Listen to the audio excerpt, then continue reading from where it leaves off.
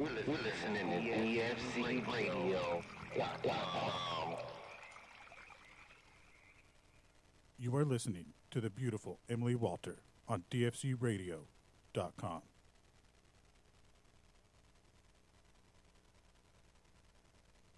Inch by inch, row by row, gonna make this garden grow. All it takes is a rake and a hoe and a piece of fertile ground.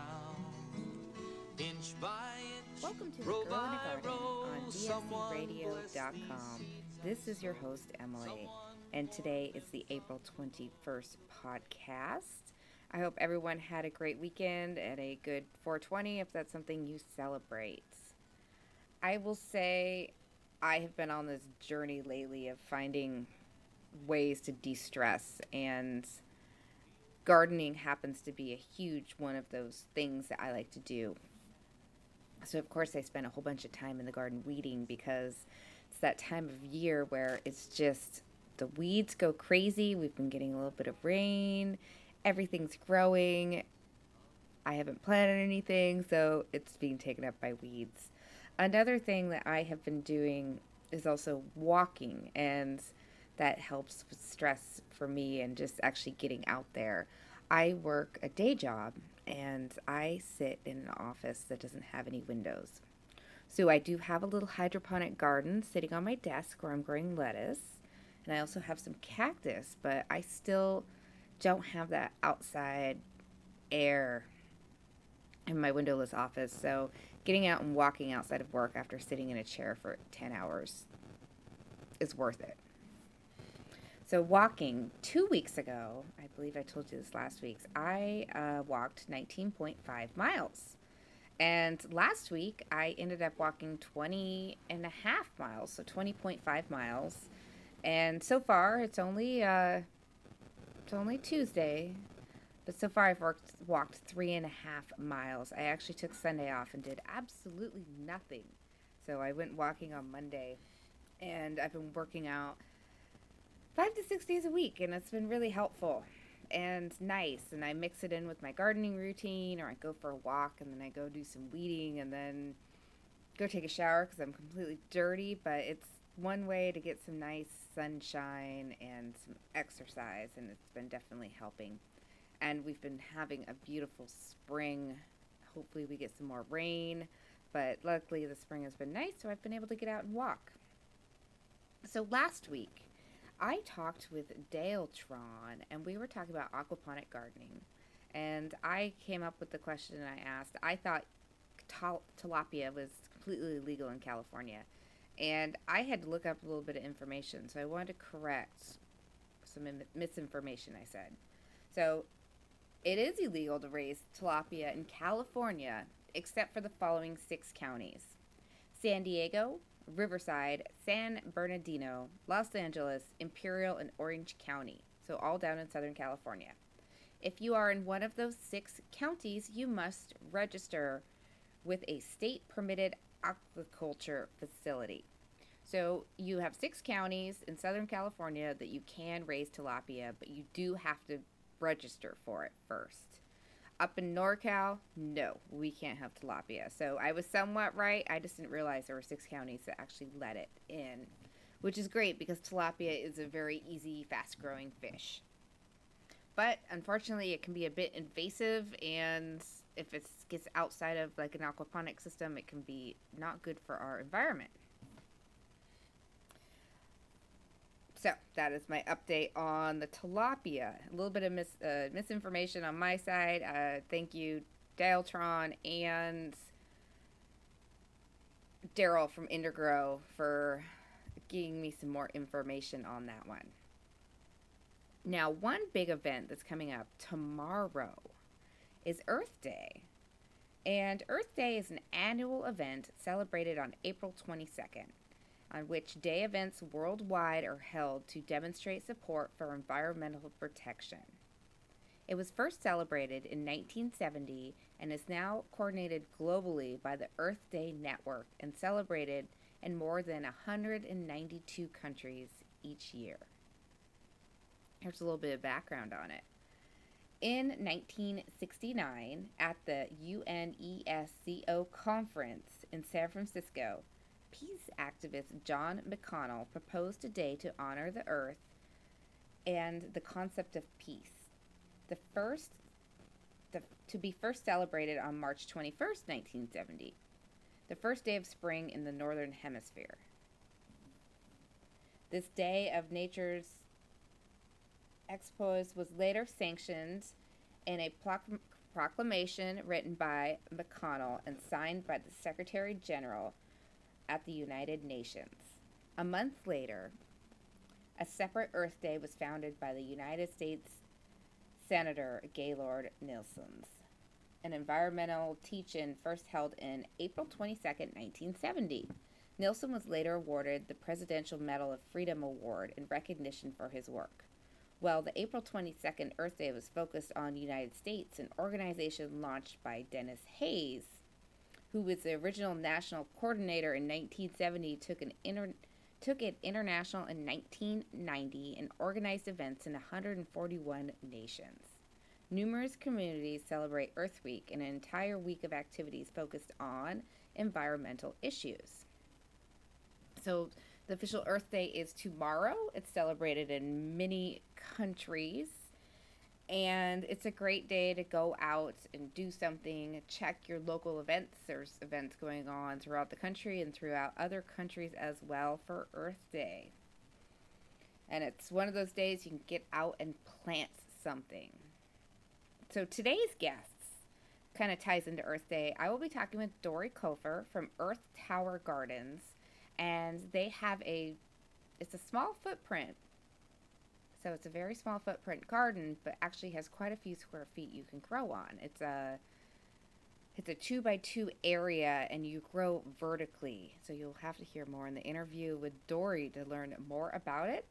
Also, gardening in 2 minutes, edible perennials with the Wisconsin Vegetable Gardeners.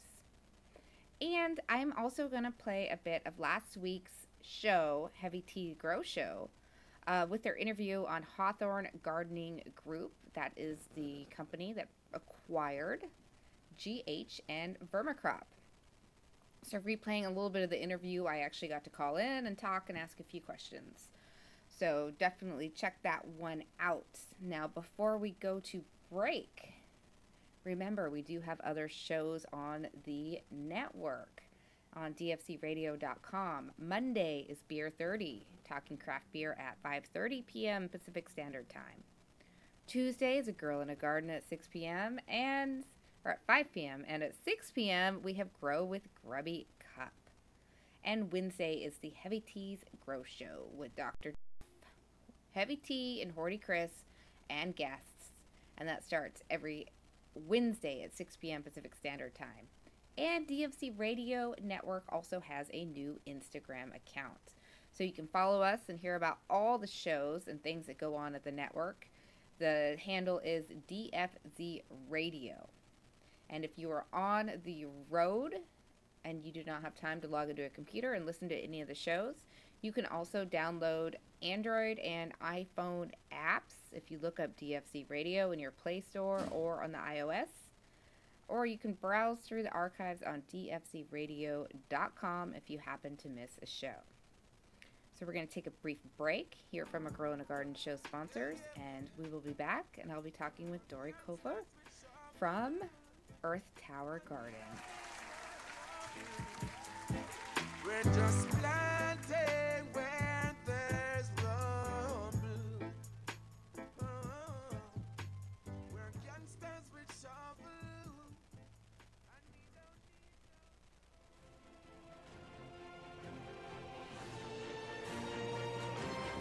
DFCRadio.com.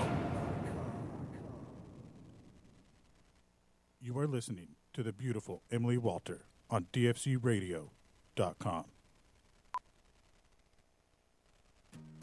Here at Green Grow, we take organic gardening seriously. With our mycorrhizae products, you'll increase growth and help reduce the need to replace old, worn-out soil. We help provide electrolytes and maximize nutrient intake to make your indoor garden lush and green. So give your plants the strength that they need and breathe life into your soil with Green Grow. Find us at your local nursery or visit us at thegreengrow.com. That's the green, GRO.com.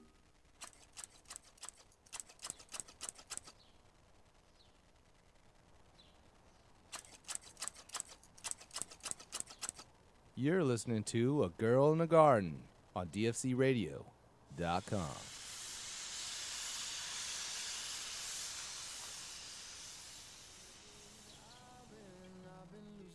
Welcome to A Girl in a Garden on DFCRadio.com. This is your host, Emily. And today I am speaking with Dory Coffer, the co-founder of Earth Tower Garden. Welcome to the show, Dory. Thanks, Emily. Great to be here. And how are you doing today? Feeling good. We've had a lot of rain, so I haven't been out in the garden, but the plants are happy. Now, I'm out in California where we have absolutely no rain. Where are you located? Oh, sorry to rub it in. I'm in Nashville, Tennessee, and we haven't seen the sun in 5 days. I'm actually jealous of you. And usually I don't like the rain, but gosh, we need it out here. I'll try to send some over. That would be fantastic. Now, you are with a company called Earth Tower. And can you tell our audience what Earth Tower Garden is? It is a vertical garden. It stands 4 feet high. It's on wheels, and it only takes up a 2 by 2 foot space, but it gives you 46 feet of garden row, so you can grow a lot of vegetables, strawberries, flowers, herbs in a very tiny space. We built it for people that only have a small yard or no yard at all, or just a patio or a deck, and don't think they can have a garden, and we say, yes, you can. And when did this company get started? We just started designing it in April of this year, and just releasing it to market right this month. Right around Earth Day, so it's the perfect time to introduce the product. Yes, glad to be interviewing with you around that time. So you guys just started this company, and you just releasing this product. And why did you guys start this company? Well, we wanted to get more gardening out into the world. I moved from a farm to suburban area with very little yard, and I really missed having the chance to go out and pick my lunch or pick my dinner. And I was introduced to this product that we were given the rights to, actually, and we decided to re-release it so we could provide people like me a chance to grow their own food or flowers. So you said this is the perfect thing for urban areas, and this is why you really got interested in it. Where can the Earth Tower be used? It's perfect for patios, decks, sidewalks, small yards. If you go to our website, earthtowergarden.com, we have lots of pictures, and I'm keeping people posted of the earth towers that I'm growing on our patio. It's for people that you can do it on rooftops, people that are in suburban and urban areas that don't have a lot of space but still have a love of gardening. Now, I'm one of those people who grew up on a hobby farm, and now I live in this humongous, overwhelming apartment complex, and I would be a good target audience for this type of product. Definitely. It's perfect for people in apartments, and I even wish some apartment owners would put it poolside, because they're so gorgeous because they're made of wood, and they look beautiful even before the plants bloom. Yeah, and I've seen some of these other different tower gardens out there, and sometimes they're made of plastic or they aren't quite as aesthetic. And if you are watching or listening now, you can also click the Watch Live Now button and see some of the different pictures that Dory has sent over of the Earth Tower garden, because it's very aesthetically pleasing to the eye, even before it's planted. Yeah, I say it looks like a beautiful plant temple on your patio or deck. It is a plant temple. So what kind of soil or media can be used in the Earth Tower? Well, we engineered the base to withstand 300 pounds, so you can pack it with just about anything. but we recommend sticking with mostly a majority of peat moss or coconut coir because it's lighter, it's spongier, and it makes it a lot easier to wheel and rotate when you don't have too much weight in there. That tends to keep the earth tower a bit lighter. And then it waters from the interior water tube. You just pour in your water and plant food, and it waters from the inside, which is good. Now, does that reduce some of the water that's used in the earth tower? Yes, you can water it about once or twice a week, depending on the weather. And if you go on vacation, you can actually water it twice a day for 3 days. That saturates the soil in the interior of the garden, and you can leave for vacation for up to 3 weeks, and your plants will still be fine with all that moisture in there. The advantage of this tower over containers on a patio is they won't get waterlogged because the base has a really nice drainage. It can put a lot of water in there without waterlogging your plants. And cocoa was also a great media to be used. You can find it in most garden centers or hydroponic shops. It can start out as being extremely dry, and it can hold, I think, almost 2 times its weight in water. Yeah, it's an amazing product, and it's just very sustainable. And I've heard that people are having a lot of success even growing cactus in this medium. And I haven't grown a cactus earth tower, but I'm tempted. Sounds like it could be a challenge and something fun to do. Yeah, I'm looking for new and fun, creative ways to work with this. So my next question, what can be planted in the earth tower? What have you seen or tried planting in it so far? Well, I'm a foodie, so right now I've got my first one planted for the season, and I've got a lot of greens, fresh power greens. I have baby carrots, turnips, beets. You'd be surprised in this garden you can grow root vegetables in it even. And on our website it explains how you can harvest the large roots out of the terraces on this temple garden. And I've got a lot of edible flowers, but you can also grow a beautiful tower of flowers. Some people use it for all strawberries. You can plant about 80 strawberry plants into it, so you can imagine the strawberries that come out of it. And some people like to grow herbs and even houseplants. And I will say there's nothing better, even living in an apartment, or especially living in an apartment, is fresh herbs. And when you have people over for dinner and you can hand them a pair of scissors and tell them to go out on the deck and to cut some fresh herbs for the meal, it tastes amazing compared to just home-cooked meals with dried spices. I love that idea. And, you can even, there are some dwarf varieties of cucumbers, eggplants, and tomatoes that can be grown in this tower garden. And I know from your gardening experience, there's nothing like a fresh picked tomato. Nothing like it. You can't compare it to the grocery store stuff. That's right. So it sounds like there's all kinds of things that you can plant in the earth tower garden. And can you tell us again, you said it's a 2x2 area, but how many feet do you have, square feet, for planting?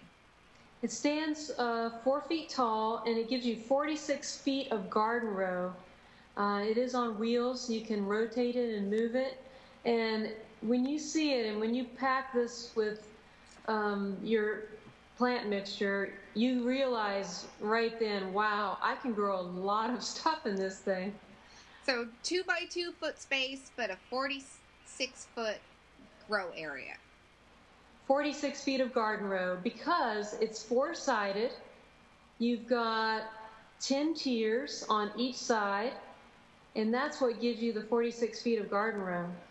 And the nice thing is you also have plants that are right at eye level. So if you are gardening, and I even have to say I'm not that old, but I will get sore and stiff from bending down and gardening, you can be able to have access to it right at your eye level. I'm glad you mentioned this. I actually planted mine sitting in a chair. I did it from seed, and I planted all the rows, then I rotated it and planted the next side, and rotated it, planted the next side. And I'm glad you brought that up, Emily, because what surprised us is how kids love this garden. And it's something about being eye level with the plants that really brings it to life more for them. And secondly, it's great for people in wheelchairs or people who can't bend down because they're just able to access and plant and garden from their chair. So gardening doesn't have to be down in the soil outside. It can be in a vertical planter on a patio, and you can even plant from a chair. Exactly. It saves the knees. It does save the knees. So you guys are just launching this product. Where is the Earth Tower available, and what is the MSRP of it? Right now, it's just on our website. We're selling direct. Catalog Retail wanted to price it at $279, and we thought that was too expensive for a lot of people's budgets. So we're selling direct on our website for $199 plus free shipping. That is a fantastic price. It's much less than our competitors for sure. Yeah, that's a great price. So it's available on your website, which is earthtowergarden.com. Correct. And you also have a Facebook page, so if people wanted to follow you on Facebook, and I looked at it, there's some great pictures and some other podcast interviews. That one is facebook.com, Earth Tower Garden, I believe.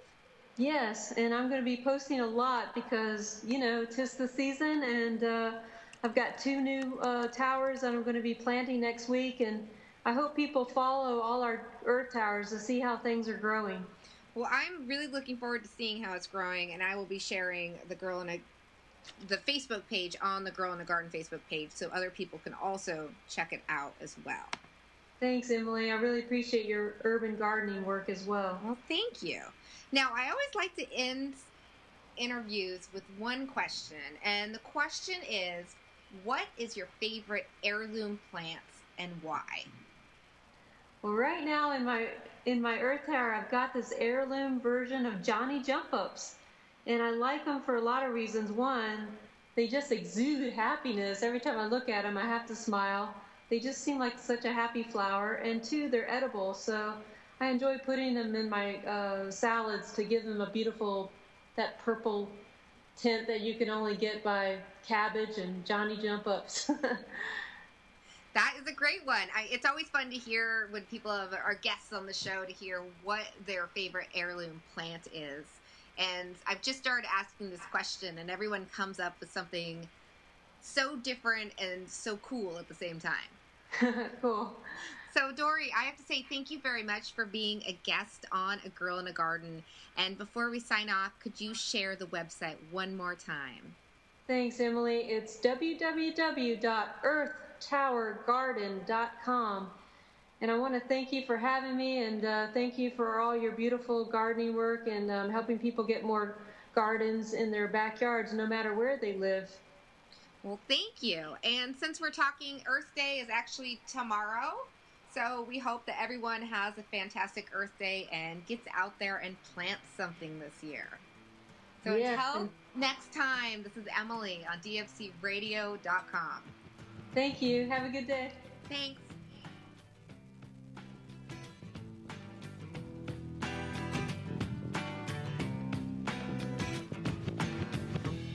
Sometimes I feel the fear of uncertainty stinging clear. And I can't help but ask myself how much I let the fear take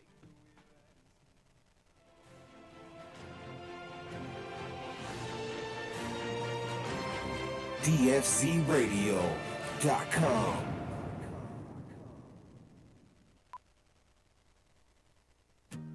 Here at Green Grow, we take organic gardening seriously. With our mycorrhizae products, you'll increase growth and help reduce the need to replace old, worn-out soil. We help provide electrolytes and maximize nutrient intake to make your indoor garden lush and green. So give your plants the strength that they need and breathe life into your soil with Green Grow. Find us at your local nursery or visit us at thegreengrow.com. That's thegreen, GRO.com.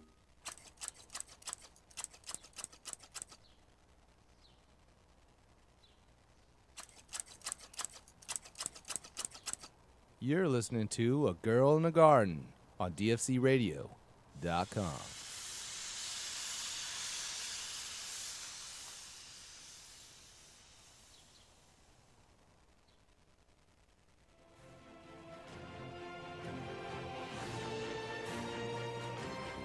DFCRadio.com.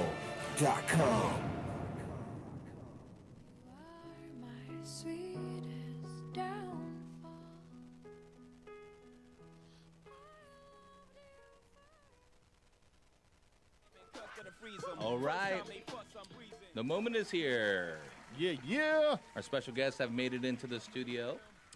We have Matthew Durst, inside sales over at General Hydro. Is that your correct title, Matt? Yeah, that'll work for tonight. Thank you for having me. All right. We have Ross Haley, CEO of General Hydroponics and founder of Vermicrop as well, right? Correct, yeah. Thanks for having us. Welcome. We have Chris Hagedorn. Did I say it right? You did. Close enough? Yeah, close My enough. Dutch is a little off. From the Hawthorne Group. Welcome, sir. And representing Vermicrop as well is our man, Will. I don't know your last name, Will. It's Ford, like the truck, my friend. All right. Those are good trucks. Have one in the parking lot.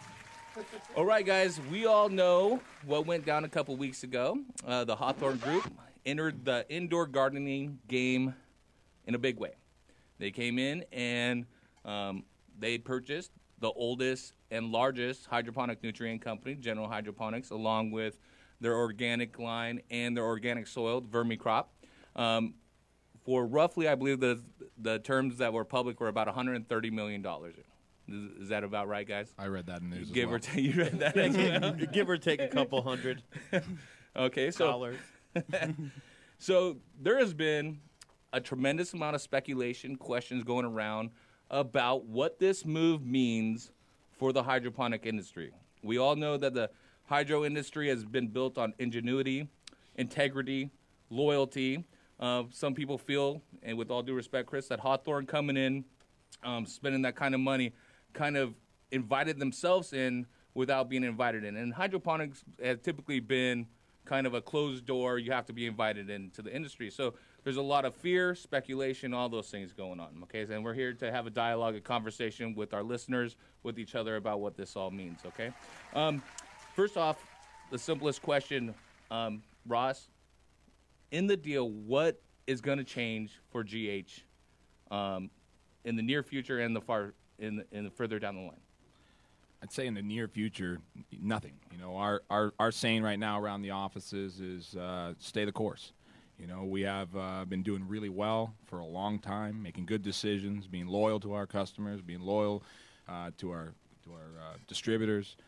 We have a lot of friends and family. We're all raised in this industry, so it's stay the course. You know, with the long-term vision of with our new partner Hawthorne is to have the tools and the resources to grow the company, innovate for the hydroponic industry, and use those tools and resources to move faster than we were before, but with the same integrity and the same people and the same factories that we've always been doing it with. Make it a little bit more efficient. Well, efficiency, sure, but it's more about. You guys are streamlined. Like you go to the GH headquarters, it's like walking into a Silicon Valley headquarters. You know, everything's streamlined, very organized, very well run, and innovative. You guys have been innovators in the industry.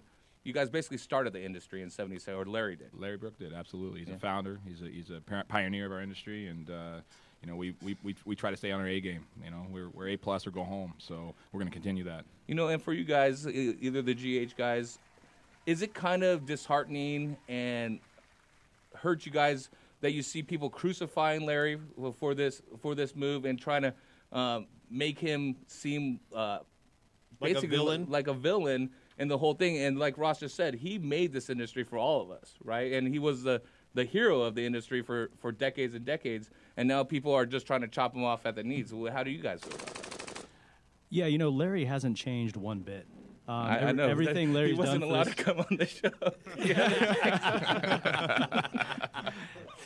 David said no. Yeah, no.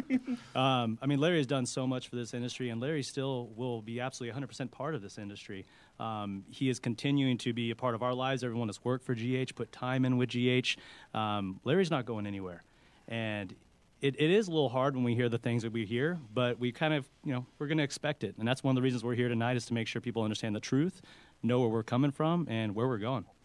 So that's good to hear that the personnel, the quality, the manufacturing process, the loyalty to the small gardening centers is what a lot of people are concerned about. Because, Chris, Hawthorne Group is relatively new. You guys formed in October of last year, right? Yep. You guys are a subsidiary, though, of Scott's Miracle-Gro, which is a mega gardening company, revenue in the billions of dollars. Largest in the world. Yeah, people get nervous about that.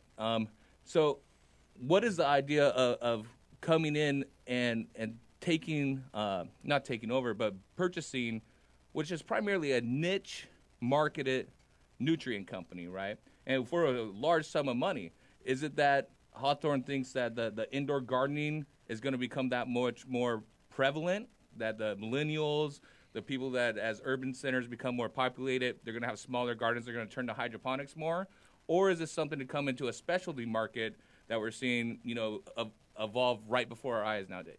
It's a bit of both. We've been super honest and upfront about kind of what Hawthorne's about, and it's been sort of three what we think of as three pillars, which is sort of indoor urban, because you look at the whole Scott's Miracle-Gro catalog, and what we don't have is products designed for people who live in urban areas. Right. We got big bags of soil, we got big containers, and if you use Miracle-Gro the way it's designed, you buy a 5-pound box, that'll last someone in a city like 10 years. Right.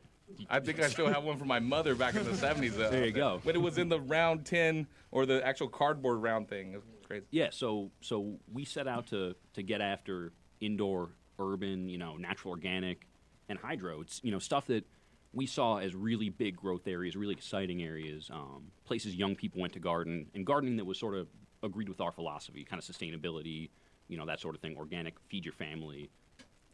So we see it emerging for sure. We see it as a niche now, but I think niche. I think it talks down to the category and the consumer, because this is where gardening's going. It's just as more people move to the cities, most of the world is going to be living in cities in a few years, and we want to be ready for that.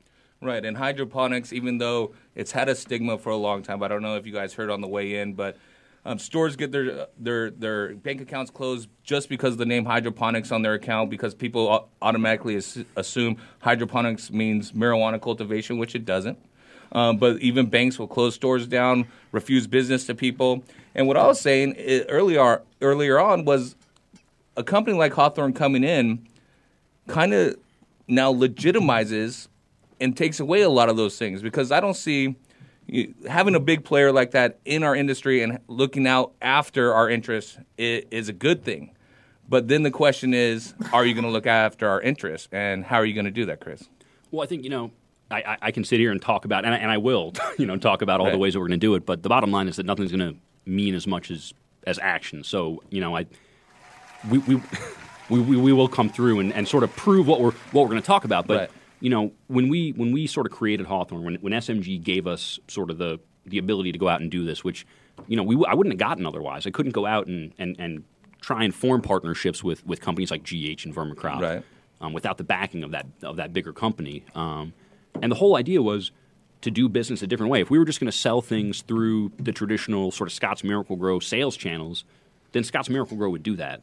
The reason we founded a company in New York, close to urban areas, founded, staffed by young people, was to get after younger consumers. And the fact of the matter is that, that younger consumer, it's more engaged, it knows a lot more about the companies it buys from, and sort of talking a big game and not backing it up wouldn't work. It doesn't work.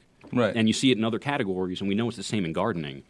And we had no interest in going out and trying the same thing we'd seen other people try and fail at. So backing things up, staying true to the categories that our companies that we're partnering with have been in and grown in is really important to us. So people are concerned that now the GH3 part, which is probably is the highest selling nutrient, base nutrient in the hydroponic community, is going to be on every big box store. Scott's Miracle-Gro biggest customers are Walmart, Lowe's, and Home Depot. And people are deathly afraid that those big box stores and the purchasing power are going to push the mom and pop stores out of the business. And they see this as a moving to that, because those are your, and it's, to me, it's justified in thinking like that until we see what happens. Actions do speak louder than words. But you guys spent $130 million. You got to have a game plan in point. Is the game plan to keep it in and make stronger relationships with the small garden centers, or to take it to those big box stores? Our game plan is to stick with the retail channels that GH and Vermicrop's been successful in so far, dedicated hydro channels specifically. I mean, I don't know the exact number off the top of my head, but how many new hydro stores open across the country every year? No, I'm not sure off the top of my we head. actually either. we had a on the small market. surge a few years ago that was kind of like a boom and everybody thinking that they could run a hydro store, and then they all went in and said, okay, I pay $100, so it's $110, even though it retails for $200, and they did that until they just ran themselves out of business. It was a race to the bottom. So it has kind of shrunk back down a little bit, but I still think that you're correct.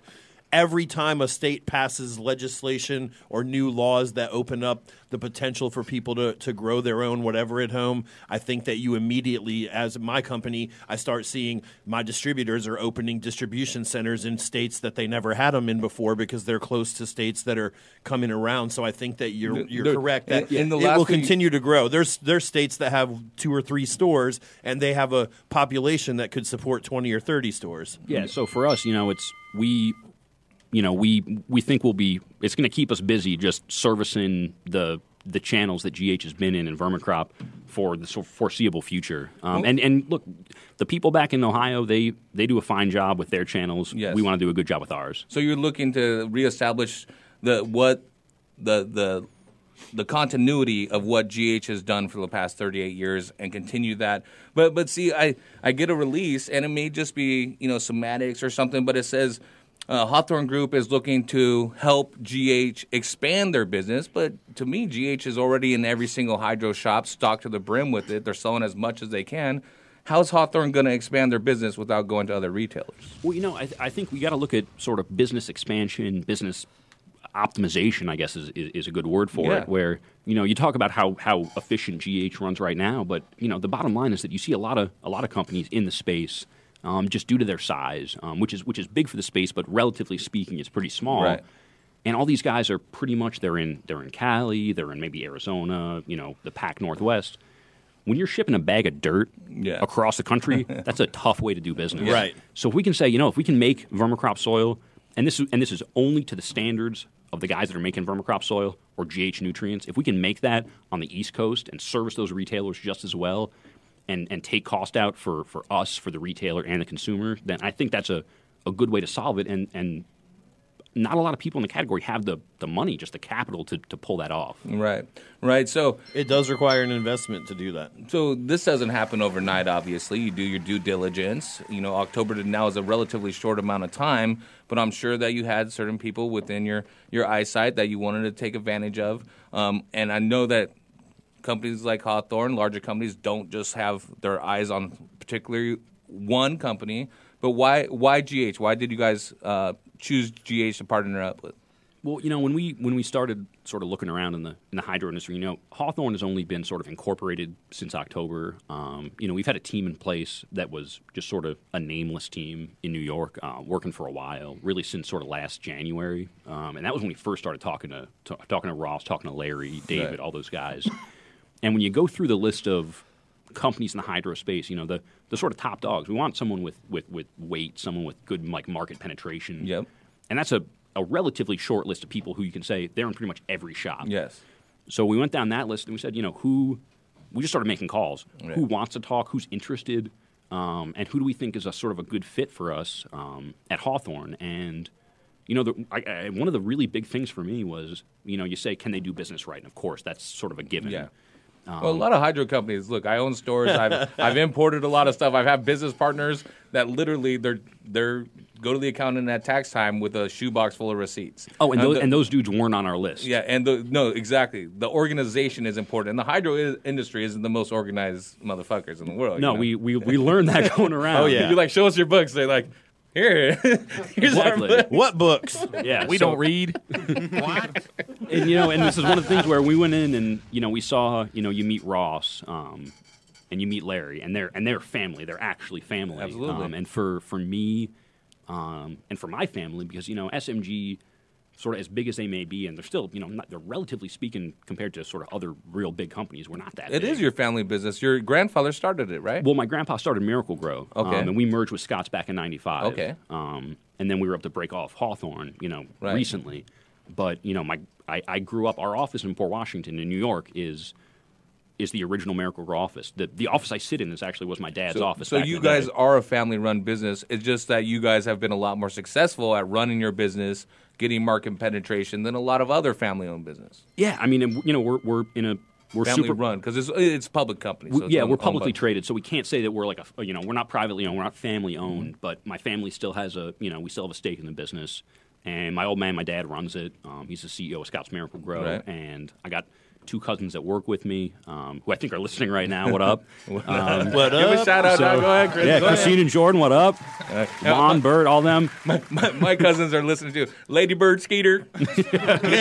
Yeah, my cousins Pork and Scooter. What's up, fellas? But for us, partnering up with a company that we felt had like a similar sort of value set that we did, family business, people who care about their employees, care about the customer. That was something that was really special to us, and it's something that we've clung to pretty closely. My family, so meeting Ross, meeting Larry was like just meeting people we felt like we shared a lot of. Right, and that's good. It's all well and good, and meeting you, down to earth guy. Not coming in here big corporate head.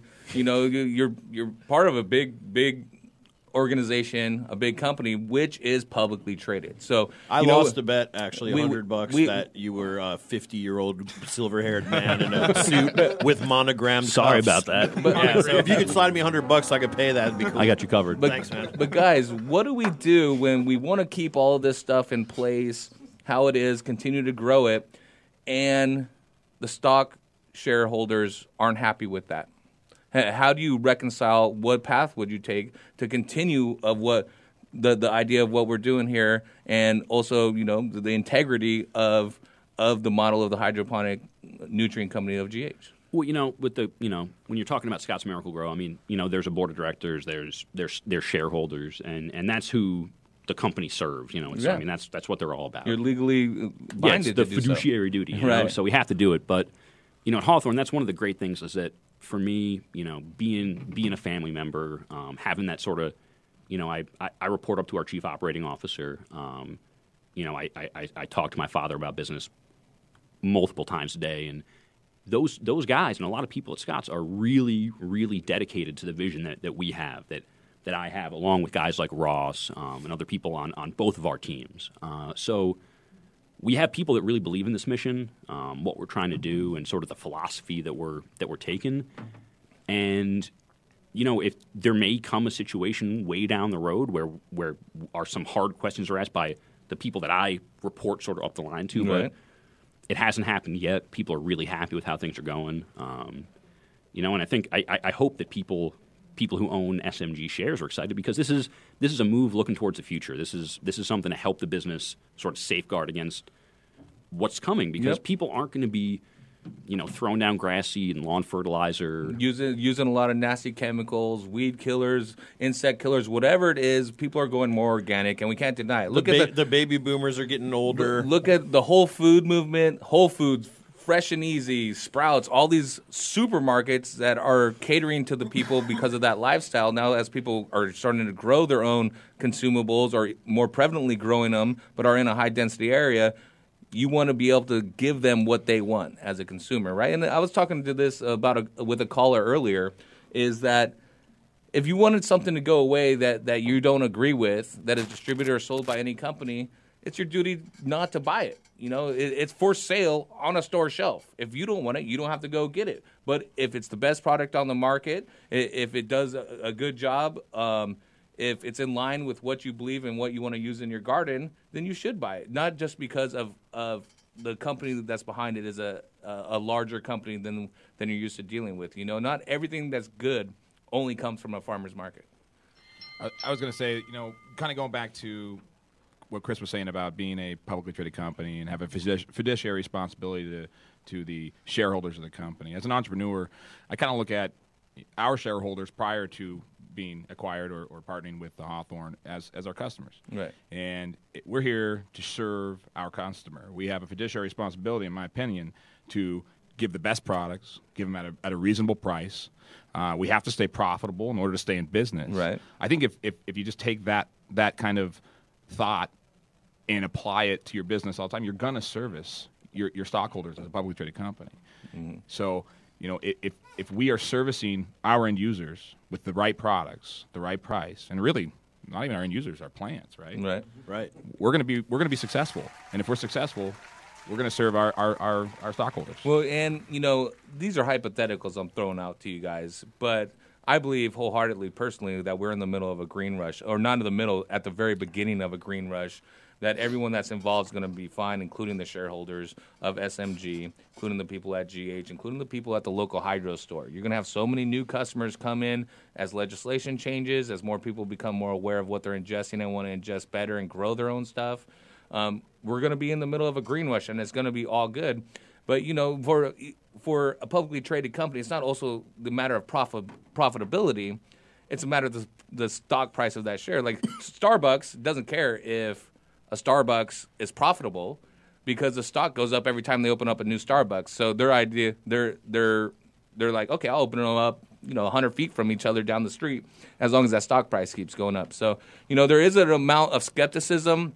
And with the big Wall Street recession that happened in 2006, 2007, people are wary of publicly traded company. And I understand that. So, I just want to throw this out because these are questions that I've been asked and been seeing around on the internets, not just one net. On the interwebs. Yeah, I am the decider, and I'm going to decide to talk to Emily from A Girl in a Garden. She's got some questions for you boys. Emily, what's going on? Not much. What's going on? Not much. Now, Emily, let's give Keep you a little it clean, Emily. Keep a little it clean. background. You used to run sales at Serenade, which was at one point acquired by Bayer, and you saw some things change for the better, not for the better. And you have some questions for the boys, so go ahead and take it. Okay. All right. So I'm just going to ask this question. What is the stance on, since we're in a green movement, and it's all about green, is it wink, wink, nudge, nudge, or are you guys going after the cannabis growers? So, that... Oh. Okay. Like, are you guys talking about it, or is it kind of... Well, talk about it. growing cannabis is still federally illegal, so it's all fruits, flowers, and tomatoes as far as we're concerned. But yeah, purple tomatoes. All right, let me rephrase it. Are we going to be seeing companies like this at High Times Cups? Hey, this is Chris. Probably not. It's as we've been talking about at length. Hawthorne Gardening Company is. We operate independently. We are a subsidiary of Scotts Miracle-Gro. They're a publicly traded company, Right. so they have things that they can't do, say, comment, whatever. So I gotta respect sort of the rules that I play by. So the acquisition of it is not directed towards that industry, even though people can use Miracle-Gro, they can use GH, they can use Canon nutrients from Holland, they can use whatever they want on any plants that they grow. So aside from that, I don't think that's going to be happening, just like Chris said, Emily. But you have been a center point of in an acquisition by a big company and stuff. Well, what are some of the concerns and stuff that you may have for the employees that are working for GH that you saw as an employee for a company that was acquired? Well, I think my experience is different because the company I worked for was acquired for the technology and not for the employees. And my question is, I hear that everything's staying the same. Are you guys there for the employees too? Because that's a huge part of running a business, is the family. No, absolutely. This is Chris again, and I'm going to hand this off to Ross in a second. But the answer's yes. And like I said, the employees are family, and that was one of the things that was really attractive about GH and Vermicrops. Not only are they family businesses, but the people that work there are act like family to each other, and that was really important to us. But aside from that, it's Ross's team. So I'd say, Ross, what's the plan? The plan is, like I said earlier, stay the heading. But one of the wonderful things we found, Larry and I, with Jim and Chris early on in the discussions as they began for the acquisition or the partnership was, Larry and I both said, we're not interested in being acquired to kind of absorb us. We're interested in growing these businesses. We're interested in growing our family, our teams. And if that's not part of what your vision is for us, then we're not interested in continuing the conversation. And, I think we gained a little respect from them on that, and we made that clear up front, and then they were on board right away. I mean, through the process of due diligence and all the other stuff that went along with the partnership, I became friends with Chris. Larry became friends with Jim. I became friends with Jim. These guys are a family. It was really, really refreshing to see, because we had a perception of SMG as well, and it was so far outside of our perception. These guys are real people with real history, with real family ethics. So the idea that we're gonna merge products or merge people or take away departments, not even. We're not getting rid of one position in either company. In fact, we have open positions. Are you sure you still want Will? Well, little does Will know there's a clause in there. Dun dun dun. He didn't take a shot with me, so it's questionable at this point. Yeah, I got one of those fatty livers, but I'm banking on the SMG insurance fixing that shit. Foie gras. We're having Will foie gras for dinner. I was a little disappointed in Devin. His hyphy has turned down a lot since he moved down to SoCal. I'd love to hear real quick though from either Will or Matt or both. How you guys feeling right now? Yeah, Emily, this is Matt. Some type of way. I've got to tell you, originally we all had some concerns. We didn't know how this was going to affect us. We saw some new people around here and there, and then we got to actually meet them and have time with them. And you got those stock shares, and you're like, yes. Well, I won't speak to that. I'm saying, hey, by the way, Heavy T will be paid in stock shares from now on. It's all Azamax 1 ounces, buddy. All right. Yeah. I'm going to bunghole those across the border. That's okay, it. I do have another question because not everyone has the best impression of Scott. Okay. And Miracle Grow. And I will say my personal thing is this must have been a family member of yours. It was the CEO of Scott's at the time, did a keynote speech at the IGC show. I think it was in 2011, one of the first years. And it was a show celebrating and promoting independent garden centers. And I got to sit through a keynote speaker role with Scott's CEO. All he talked about was how much profit margin he made selling to big box stores. And I watched retailers walk out of that and say they would never buy that product again. How are you going to overcome and let people know that Scott's is separate than this Hawthorne Gardening Group? Yeah, there is certain things that image over doing business since 1951. Things have popped up, and you may not have people may not have the best image of Scott's in certain areas. How are you going to deal with that? Well, we're dealing with it now, and I think Emily, like I said earlier in the show, actions speak a lot louder than words. I can sit here and say, look, we're going to protect the retailers that GH, that Vermicrop's been working with this whole time, that the whole industry is. Right. Guys like you. Until we actually do it, talk is awfully cheap. Well, there's an action here already, Chris. You guys flew down here to our little studio here to take the time and address the listeners' concerns. And I could tell you, in my opinion, Emily, listeners, people have speculated that Scott's is just going to dismantle the company, GH is gone forever, that they're going to cut out certain things in the line, make it more profitable, this or that, find the loss leaders or the loss, the products that have a loss, get rid of them. The fact that they come all the way down here to actually come on this little show and tell you that is not what's going to happen is an action that speaks monuments to what you're talking about. And time will tell over the time of what you're saying if it actually comes to fruition. But right now, I'm really pleased, and it shows a great deal of integrity in my eyes that you came down to do the show tonight, guys. I appreciate it. And I have one question while Emily's on the phone, too, since she knows about all these things that I've been defending GH this whole last 2 weeks. Obviously, they're not going to go on. He's the most hated man in hydro already. Yeah, so already. But nothing he could do to piss people off more. I've used GH from the day I started growing hydroponically indoors in the late 90s, and I've used other products. I've switched to things people told me were better, but when it came down to it, nothing was as consistent as the GH product line. And so I have mixed so many reservoirs of GH 3-part that I literally don't even need measuring devices anymore. I can just look at the meter as I add stuff, and it'll be great. So my final question to you on that is, just to dispel the myths that I have continually seen people bring up. What the fuck are you doing, Duff? Just because you're not on the air. The Hawthorne Group guy, the CEO guy, is coming in. He's here, dude. Dude, are you Where is he? interrupting my question? Yeah, he's got a That guy over question. there, I just skated with that guy earlier today over at the Cerrito Skate Park. Oh, shit. Over there. Get out of here, Mr. Yeah, Big Guy. please. Yeah, we did a nice We're trying to do kickflip earlier. we're trying to by do the a way. That serious. was awesome. Nice kickflip grind. But let me get this a little cleaner. Turn it off. Turn It's it off. real. Hey, security. Turn it off. Hey, hold on real quick, though. Don't you have a product pitch for Chris and the Hawthorne Group? Hit it. Yeah, I do. Hey, Dr. Duffman here. Hey, I know mixing nutrients is really hard. And, sometimes you do it a little buzzed. And sometimes you don't remember if that was the double A or the double B you put in there. So don't forget to get the Forgive from Dr. Duff. I'm going to sell it to Hawthorne over here, Chris here. It's going to be called I don't know what after I sell it to him. But the Forgive wipes out what you put in that nutrient little vial, whatever. What are you looking for in price? I'm going to talk about what it does first. Okay. It saves water because it wipes out whatever you just did. The mistakes are wiped out. It's called Forgive for a reason. And you save water because we're in a drought.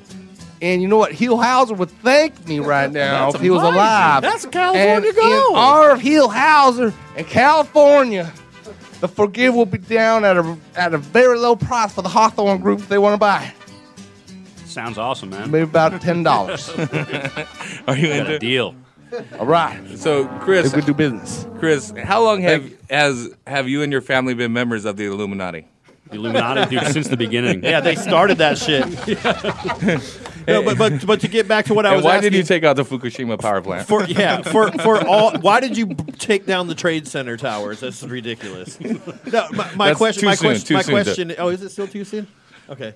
No, my question, and all these people are saying this repeatedly on the internet, and I can't find anything on Wikipedia or anywhere else where everyone gets their news at. But is Scott's Miracle Grow actually owned by Monsanto? No. Wait. Can you say that again? Absolutely not. What I'll say to people is, use your Google. Like, Listen Scott's up. Miracle Grow traded company, publicly. Monsanto, publicly traded company. Like, there are no secrets out there about who owns who. Please do your work. Figure it out before you go spewing, like, nasty stuff. SMG has a licensing and partnership agreement for one product. Roundup is the product. No sense in bouncing around that. Yeah, we all know what that is. Yeah, and it's for the retail level. It's for consumers, Right. which accounts, and this is also Googleable. It accounts for 3% of Roundup's total sales. Right. The rest are direct by Monsanto to Big Ag, which we don't have any business. We SMG have no business. So in. for the listeners, the shop owners, it's like Sunlight Supply distributing GH and selling to stores that want to buy it, and for us to say GH and Sunlight Supply are one and the same. It's completely separate. Budweiser doesn't own NASCAR because they're official beer sponsor of NASCAR. Yeah, but they just have a partnership. So that's settled, okay? Emily, you still there? Yes. See, Emily, so you heard it too. They do not own Scott's Miracle Grow. Or are owned by. That's right. know this. Well, I know you know this, but all these other information. fucktards out here don't know. And I'm getting tired of answering their shit. It's taking away from my quality time with my dog. Let me put it this way: Horty and I have looked like the biggest assholes last week. Well, that's by because trying I to am. Tell people I'm not. You might be. Thank by you, trying Emily. to tell people that they are not owned by Monsanto. It's a marketing agreement. And if you actually work in Big Ag, which I have worked in large-scale egg, whatever, I have an accent. Anyway, You have an accent. You're from Southern California.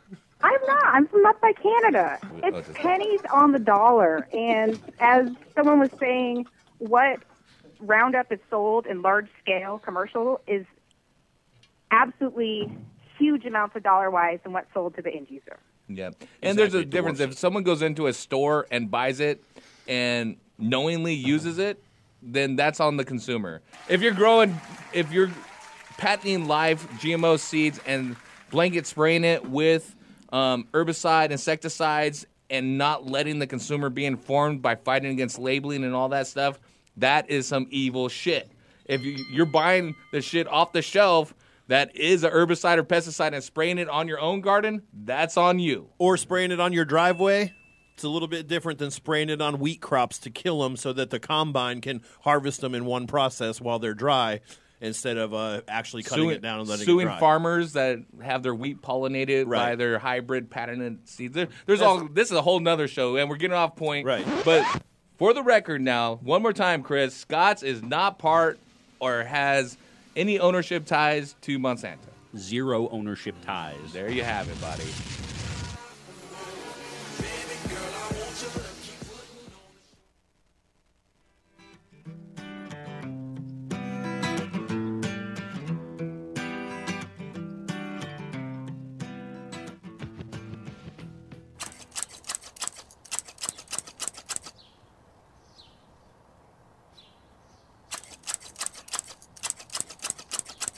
You're listening to A Girl in the Garden on DFCRadio.com.